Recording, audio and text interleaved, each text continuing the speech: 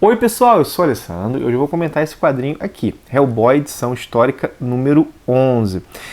Esse número 11 da edição histórica, ele marca o fim de um ciclo do Hellboy na Mitos Editora.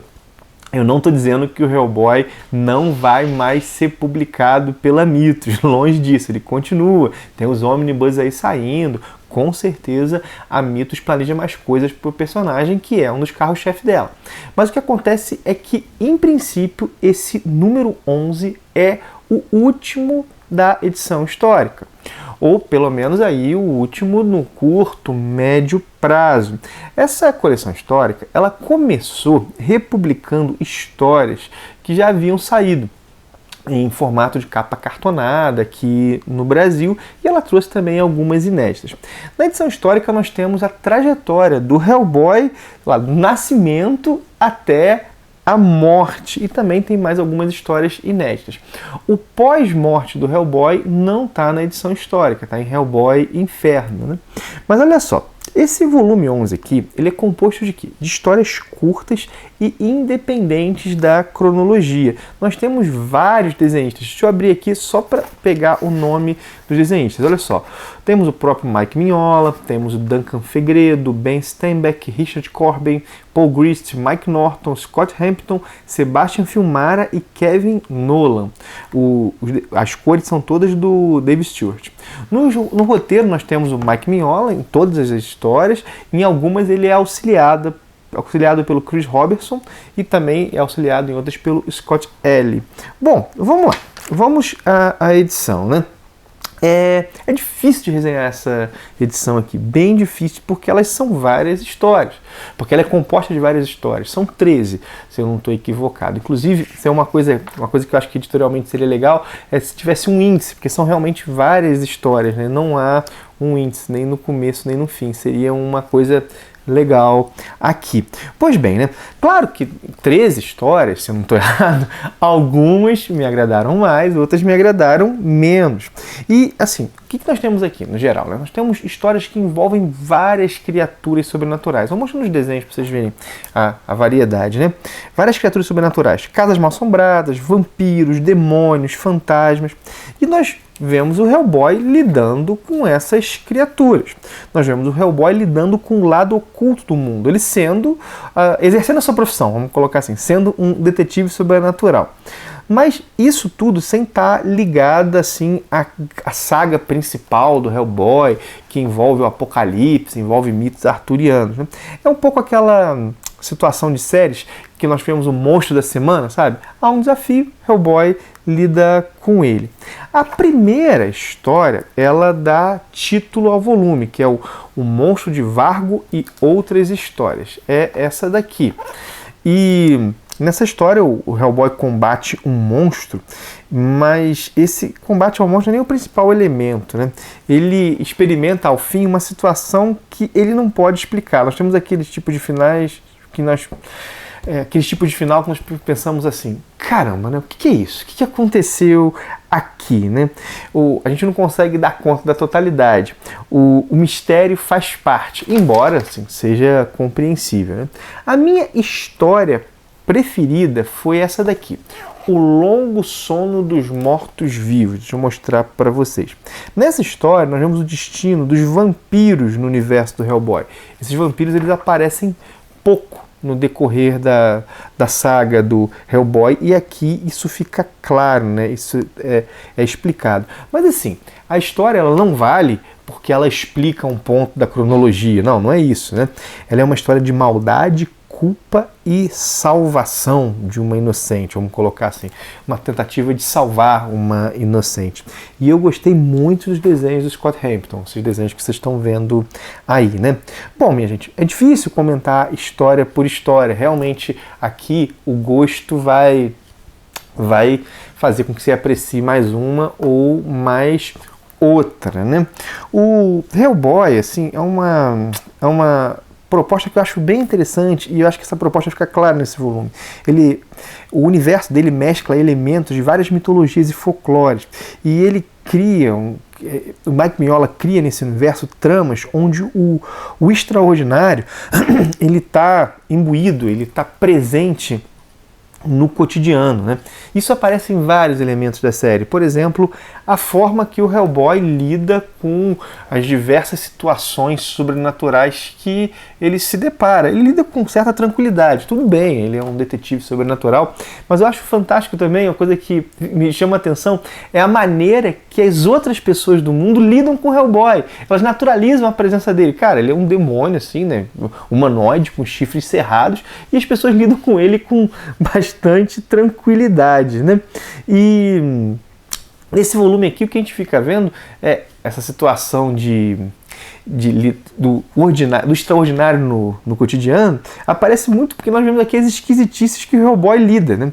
Há situações bem bizarras mesmo que ele enfrenta aqui, mas o tom da história é coloquial, é um tom, eu não vou dizer que é um tom pé no chão, mas aquilo acontece como se não fosse nada. É um negócio terrível, sei lá, parece o Hellboy tá lidando com uma situação que é grave, mas vamos supor assim, é como se um prédio tivesse para desabar e ele vai lá resolver o problema, entendem?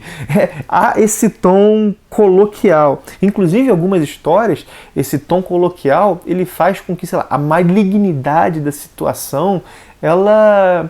Não é que ficar de lado não é a palavra, mas que ela não salte aos olhos, sabe? Quando a gente se para pensar no que aconteceu, você fala, caraca, que troço terrível, né?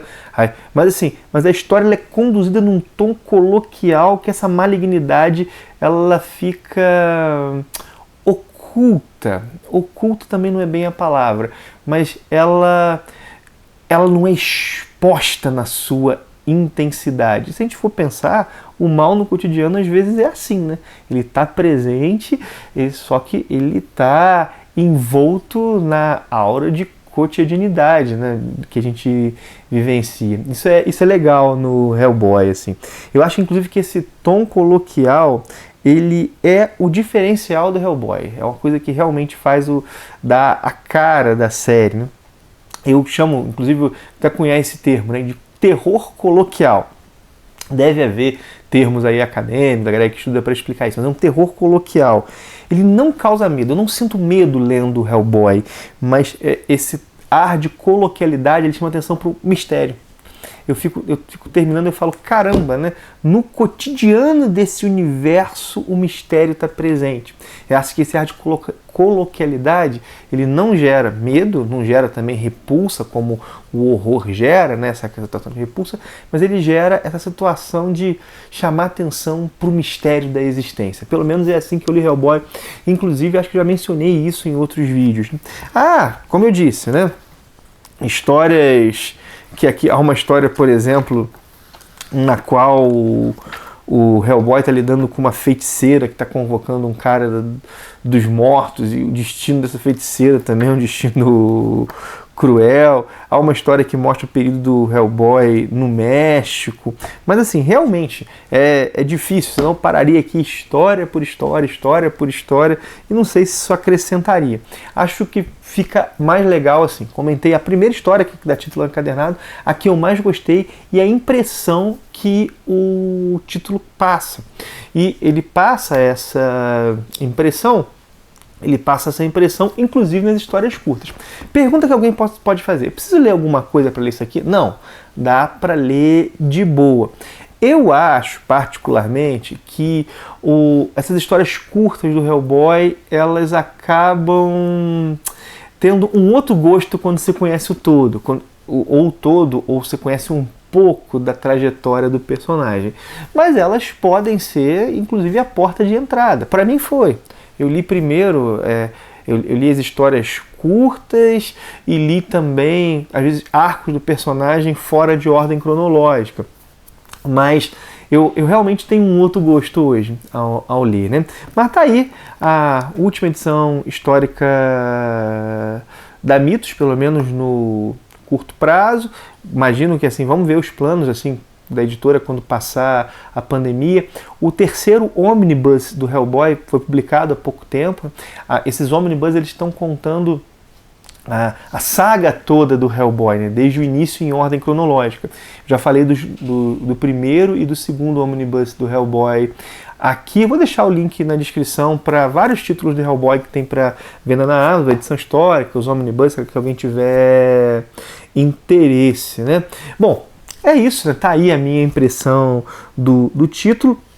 Lembro, né, do link da Amazon, já falei aqui agora que eu vou deixar o link na descrição, mas eu deixo tanto o link geral quanto o link das edições separadas e caso você vai fazer uma compra entrando por esse link, ajuda demais o canal. Comprando Hellboy ou comprando outras coisas, isso não é a questão, assim, né? Mas é isso que permite o sustento e a manutenção do trabalho feito aqui. Não esquece também de dar teu joinha se você gostou do vídeo, não esquece também de compartilhá-lo se acha ele útil, né? E temos aí uma coleção, vamos dizer assim, encerrada, né, do personagem, que vai aí do começo até a sua morte, mas essas histórias curtas que gravitam em torno da saga principal, e depois tem aí Hellboy no Inferno, Hellboy no Inferno.